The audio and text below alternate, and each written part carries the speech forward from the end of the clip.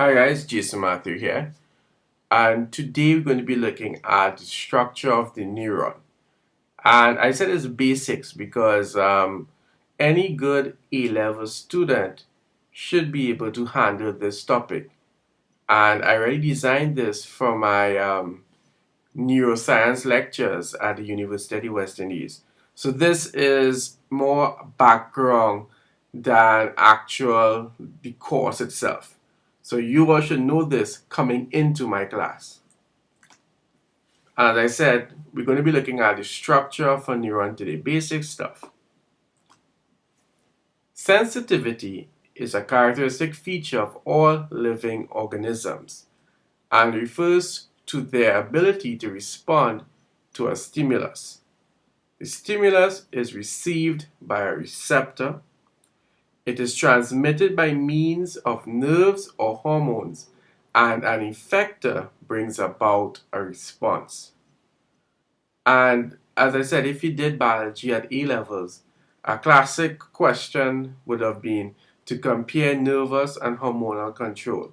So what I want you all to do is to go back, just check your textbooks and so on, and see if you can do it. And a classic example would be the control of digestive secretions in the gut by using both nervous and hormonal control. So you can check that out. So question here is, do plants have a nervous system? And hopefully you would have said no, only animals have a nervous system. And we think that that's the reason for that is because animals may have evolved a nervous system because of their need to seek food. And if you're looking for food and you want to get food, this will require the sense organs and locomotion, which are controlled by the nervous system. There are two major parts comprising the human nervous system. You have the central nervous system, or the CNS, and that is made up of the brain and spinal cord. The peripheral nervous system, or the PNS, includes the nerves that lead into and out of the central nervous system. The peripheral nervous system consists of the autonomic nervous system and the somatic nervous system. So you see here, the central nervous system is made up of the brain and the spinal cord. And you see, the sensory neurons will take information and bring it to the CNS. And the CNS will then make a decision and send a message to the motor neurons that go back to the through the somatic nervous system to eventually to the skeletal muscles or the glands. Alright? So the somatic nervous system relays information to and from skin and skeletal muscles under your conscious control. So remember, this is very important here, that the somatic nervous system that is under your conscious control. Then there is the autonomic nervous system, relays information to your internal organs, not under your conscious control. Alright, so these are not under your conscious control. So for instance, like the beating of your heart, you really don't want that to be under your conscious control. Because just imagine what would happen if you went and you fell asleep. Alright, so you want these things to continue working while you don't have any real conscious control over it. Alright, so like the autonomic nervous system is broken into two groups: the sympathetic nervous system and the parasympathetic nervous system. The sympathetic nervous system controls organs in times of stress, and we call that the fight or flight response. And then you have the parasympathetic nervous system, which controls organs when the body is at rest. And if you go ahead and you read further about this, you'll realize that basically when you look at what the effects are, they have like the opposite effect. Alright? And the autonomic nervous system will act on the heart, the stomach, intestines, and eyes. Alright, so this is just a summary of what we just talked about. So again, the central nervous system is made up of the brain and the spinal cord.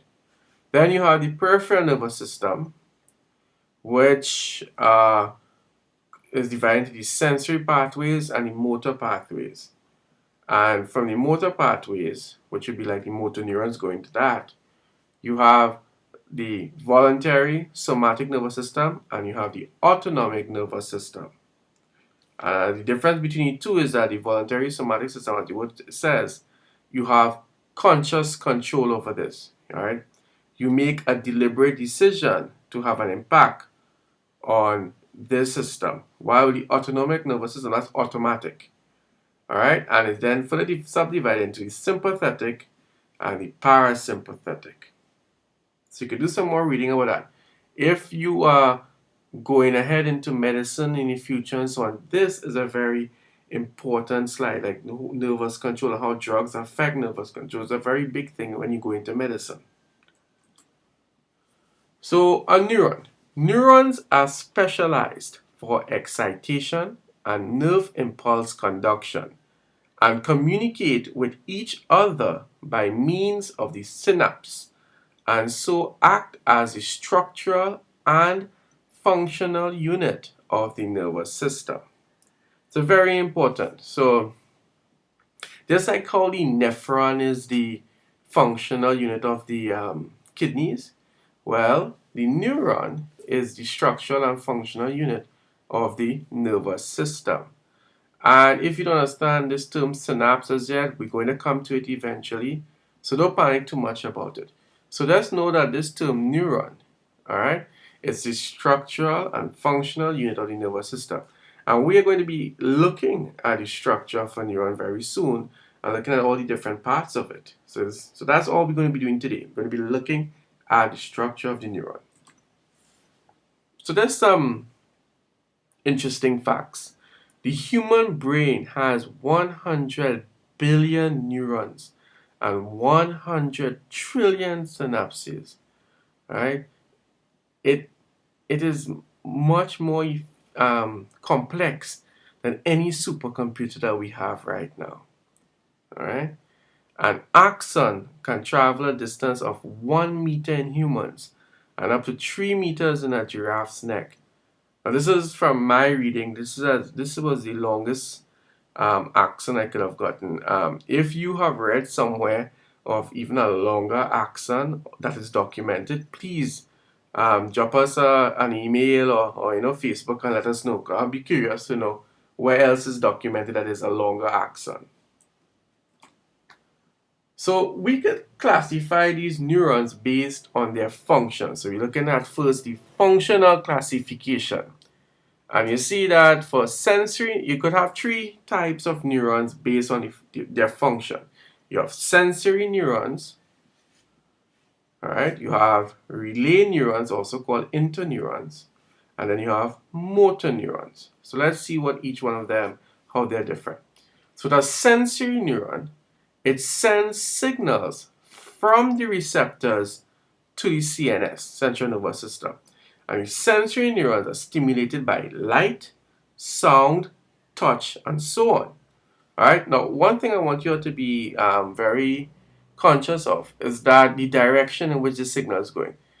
It's going from the receptor to the CNS. All right. So it's going from the receptor to the CNS, and the stimuli is stimulated by light and sound and so on. All right. So the direction is important.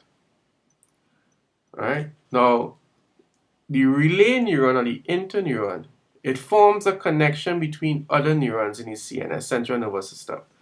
They form part of the reflex arc. All right. So now, in this lecture, I wouldn't be going into the specifics of a reflex arc, but I'm sure you covered it before. All right. It's a reflex action, meaning that this action is not under. You do not make a conscious decision for it. Like for instance, like if you touch a hot object, you don't keep your hand on the hot object and say, I wonder what I'll do next. It's a reflex. As your hand touches that hot object, you're going to just move away or pull away from the object quickly. Right? It's a defense mechanism. It doesn't require any voluntary control. All right? It just happens. All right?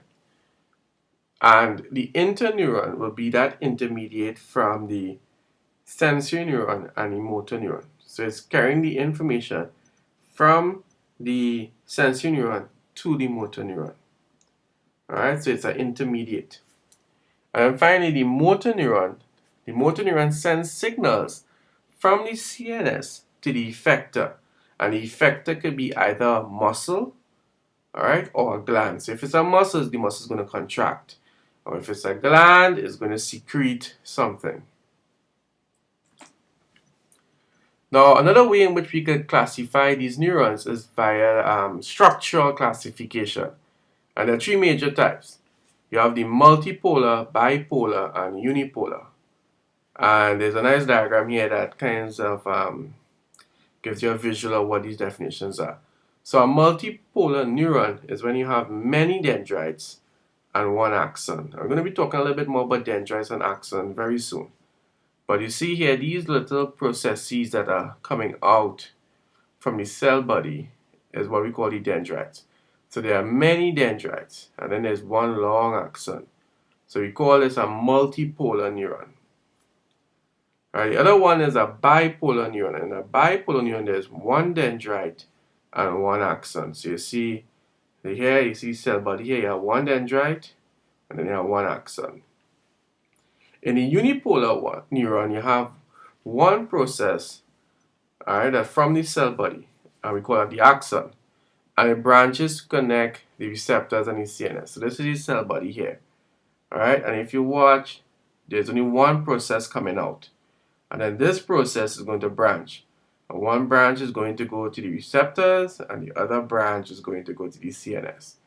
All right, now if you look at this, of this cell body here, there were a few processes branching out that we call the dendrites, and there was this long one called the axon.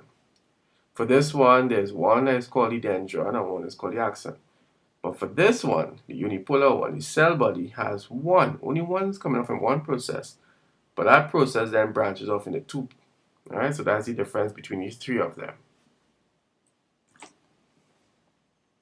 Right, so this is the structure of a typical motor neuron, if you will permit me.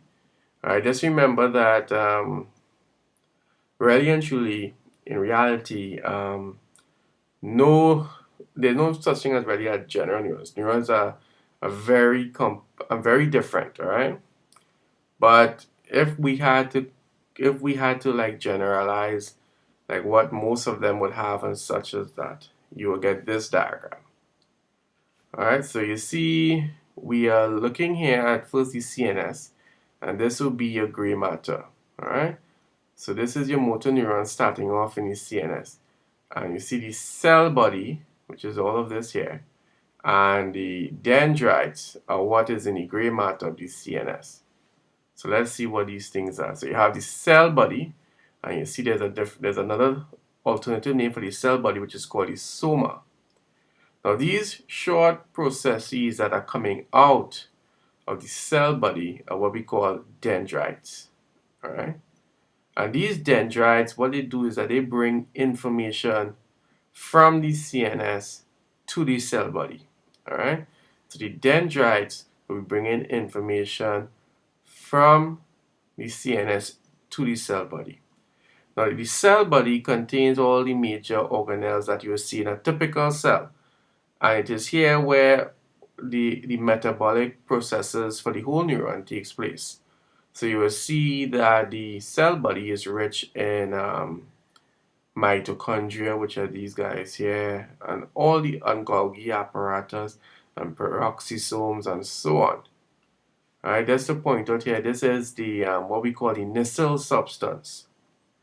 And the Nissl substance is composed of granular endoplasmic reticulum and ribosomes. In other words, the Nissl substance is where protein synthesis will take place. Alright, now if you can remember like what the mitochondria or what cytoskeleton or all these different organelles inside the cell, what they do, you could go to the Biochem GM channel and look for the lecture on the cell, and you'll see all these organelles and what they normally do. So like for instance, the neurofilaments here, they will be like the equivalent to the cytoskeleton. So they're keeping the structure of the cell, alright, and it also helps in transporting things, organelles and so on within the neuron itself. Alright, so that's it for the cell body. And it's in the cell body where you're going to find the nucleus of the neuron. So the nucleus is found in the cell body of the neuron. Alright, so remember I told you, well, you have these dendrites, they're coming out. And these dendrites will also communicate, or they will, with other dendrites.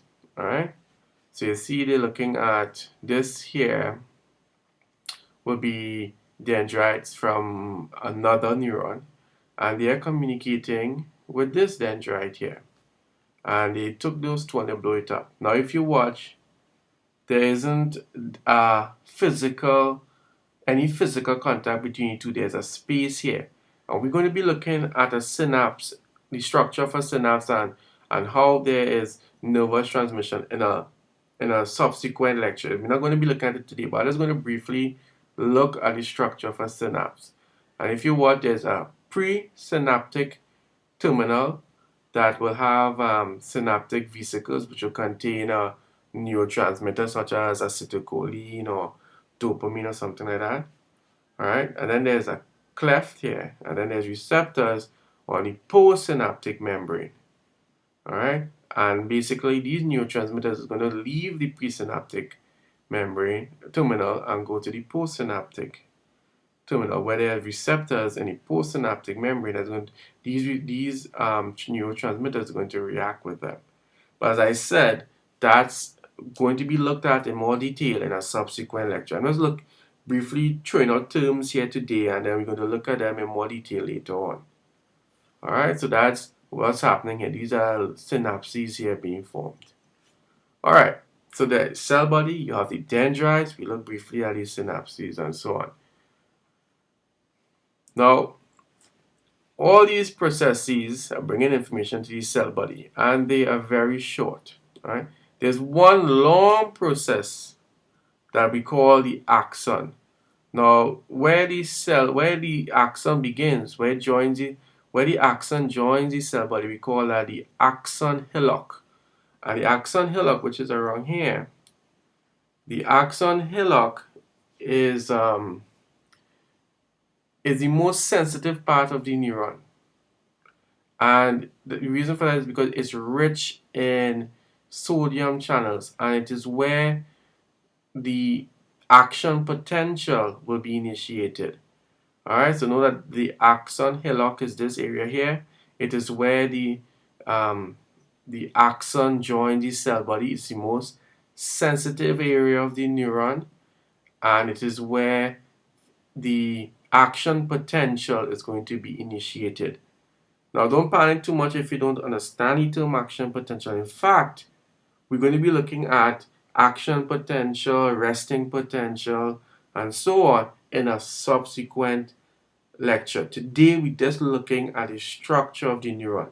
So let's understand the terms and the structure of the neuron for today. Alright, so as I said, one long process in the motor neuron, which we call the axon. Now, there is also something called the Schwann cells. And what the Schwann cell does is that it produces a layer of lipid around the axon. And we call that the myelin sheath. Now, the myelin sheath is a layer of lipid. And as with any other fat, it acts as an electrical insulator. And you will see in other lectures that is actually very important for speeding up the conduction of a nervous impulse. So you see that this will speed up how fast a nervous impulse will travel along a neuron. Now, if you watch, the myelin sheath is not a continuous layer. There are gaps between the myelin sheath. So there's a gap here, and there's a gap here, and there's a gap here. Alright? Now, what I should have said too is that this axon, we have the cytoplasm inside of the axon is called the axoplasm. And that membrane, the membrane of the axon is called the axolemma. Alright? So where you have, now normally most axons are covered with a layer of lipid called the myelin sheath. Not all axons are, but most of them are. And the myelin sheath is what speeds up the conduction of a nervous impulse. Alright, so the myelin sheath will normally cover most of the axolemma. Right? Now there will be gaps where the axolemma is exposed to the tissue fluid.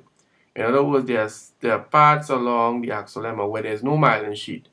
And we call that the node of Ranvier. Alright? So the node of Ranvier is the gaps where the axolemma is totally exposed to the tissue fluid. And there's no myelin sheath, there's no electrical insulation around it. It's totally exposed. And it's also rich in sodium channels. And you'll see the importance of that when we look at the transmission of nervous impulses in a subsequent lecture. Alright? And you see here that the motor neuron now will end, nerve terminal end. And we are watching here, what we're seeing here is what we call a neuromuscular junction. Alright, so again, you have the presynaptic terminal, and this here is your muscle. Alright, and we will see in a subsequent lecture that neurotransmitter is going to be secreted and it's going to cause the muscle to contract. So that's more or less the main parts of this neuron structure. So if you think that you didn't get it all, please go back, all right, and let's go it over again, because I said a lot there and you might not have gotten it all at once. Go it over, look at the diagram, read what's happening here, and you'll be good to go.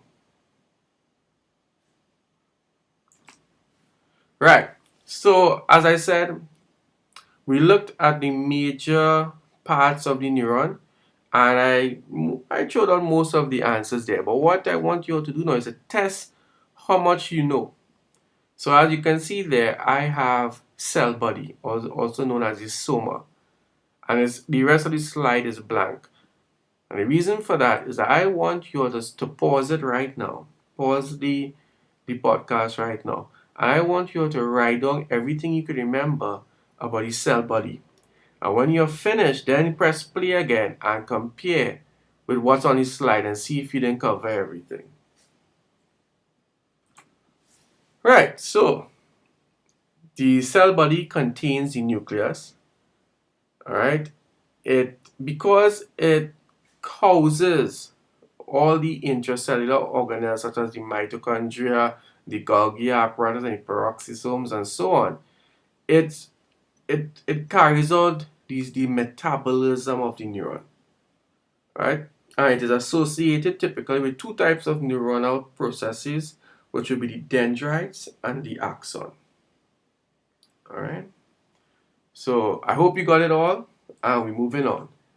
So now the next thing is write everything you could remember about dendrites, and so you're going to pause the podcast, write down dendrites, and then compare to what I will give you.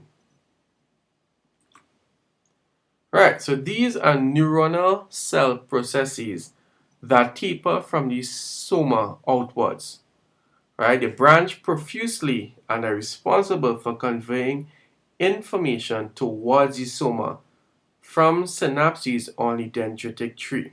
All right, so let's remember that it's very important that you talk about the direction. Right, so the dendrites there are many of them, right, and they bring information towards the cell body.